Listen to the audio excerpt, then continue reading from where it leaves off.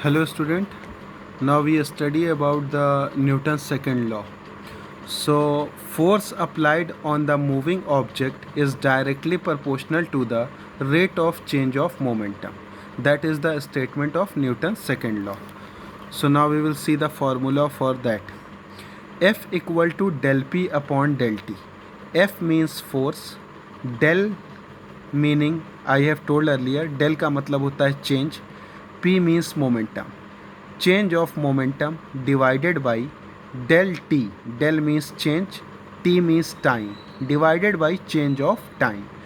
और इस टाइम को हमने पहले ही बताया था, इसको हम लोग क्या बोलते हैं, रेट बोलते हैं.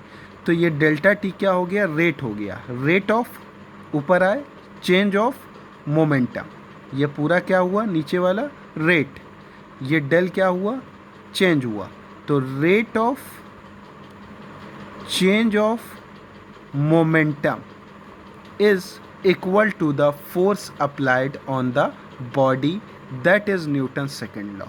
Means Newton's second law क्या है, rate of, rate delta t means rate of, del means change, rate of change of, p means momentum, rate of change of momentum is equal to the force applied on the body, that is the statement of Newton second law. अब हम लोग देखेंगे कि कैसे इससे हम लोग F equal to M A formula लाते हैं. तो मोमेंटम, लीनियर मोमेंटम का फार्मूला क्या होता है, एम वी होता है. तो P की जगह हम लोग क्या रख देंगे, एम वी. P का मतलब क्या होता है, एम वी होता है. तो मोमेंटम की जगह पर हमने क्या रखा, एम वी. ठीक है. तो m means mass, v means velocity. अब ये m जो है वो बाहर आ गया और डेल जो है वो v के साथ आ गया. ठीक है. तो इसको हमने कैसे लिखा, m del v upon del T. ठीक है. तो m इधर साइड में लिखा, उसके बाद से हमने लिखा del v upon del T. तो अब ये क्या हुआ, del v upon del T. Del T का मतलब तो हो गया रेट, ऊपर डेल है इसका मतलब चेंज, और v का मतलब वेलोसिटी. तो क्या पढ़ेंगे हम लोग, rate of change of velocity. तो rate of change of velocity क्या कहलाता है, एक्सेलरेशन कहलाता है. तो मीन्स इस पार्ट पर हम लोग क्या लिख सकते हैं, इसकी जगह पर हम लोग क्या लिखेंगे, a. तो f equal to m, m अपनी जगह पे था, और del v upon del T की जगह हमने क्या लिखा, a. क्यों, क्योंकि del v upon del T का मतलब क्या हुआ, rate of change of velocity. तो rate of change of velocity क्या होती है, एक्सेलरेशन होती है. तो बेसिकली हमारा फॉर्मूला क्या आ गया, F equal to M A, जहाँ पर F फोर्स है, m मास है, और a क्या है, एक्सेलरेशन है. ठीक है. Now based on Newton second law, some applications is asked in the examination, that is very important. पहला पॉइंट ये है जो कि बहुत इंपॉर्टेंट क्वेश्चन है, एग्ज़ाम में कई बार पूछा गया है, कि why cricketer withdraws his hand backward while taking a catch. Means जब क्रिकेटर कैच लेते हैं, सपोज़ कोई हाई कैच है, तो जैसा ही वो कैच पकड़ते हैं तो थोड़ा उनका हाथ क्या होता है, पीछे की तरफ चला जाता है. क्यों, वो लोग अपने हाथ को कैच लेते टाइम थोड़ा पीछे की तरफ ले जाते हैं. ठीक है. तो बेसिकली ये प्रोसेस जो है वो पूरा न्यूटन सेकेंड लॉ पर डिपेंड है. न्यूटन सेकेंड लॉ क्या बताता है, F equal to del P upon del T.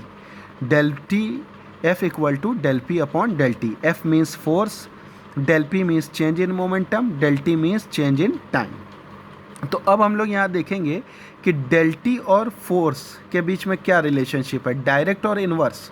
Inverse relationship है. क्यों, क्योंकि फोर्स ऊपर है और डेल टी क्या है, नीचे है. तो फोर्स और डेल टी के बीच में क्या है, इन्वर्स रिलेशनशिप है. और इसका मतलब क्या हुआ कि अगर हम डेल टी टाइम को बढ़ा दें तो फोर्स क्या होगा, वो कम हो जाएगा, डिक्रीज़ हो जाएगा. ठीक है. तो अब हम लोग यहाँ पर देखेंगे कि if we increase time period so force will decrease. तो जैसा ही क्रिकेटर जो है जब कोई हाई कैच लेता है, तो जब बॉल उसके पाम पर या हथेली पर जैसा ही टकराती है, तो वो क्रिकेटर अपना हाथ थोड़ा पीछे ले लेता है. तो जब क्रिकेटर अपना हाथ थोड़ा पीछे ले लेगा तो बेसिकली उसने क्या चीज़ को इंक्रीज़ कर दिया, उसने टाइम को बढ़ा दिया. ठीक है.